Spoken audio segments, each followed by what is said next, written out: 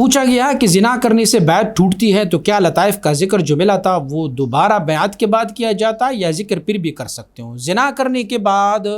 لطائف آپ کے خود بخود بند ہو جائیں گے، ذکر ہر حالت میں ہوتا ہے۔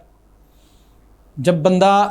زنا کرنے کے بعد بھی ان کا ذکر ہوتا ہے، کیونکہ اللہ رب العزت کا ذکر ہے وہ ہر حال میں کیا جا سکتا ہے، لیکن لطائف کی ذکر میں مسئلہ یہ ہے کہ جب آپ کوئی بھی گناہ کبیرہ کرتے ہیں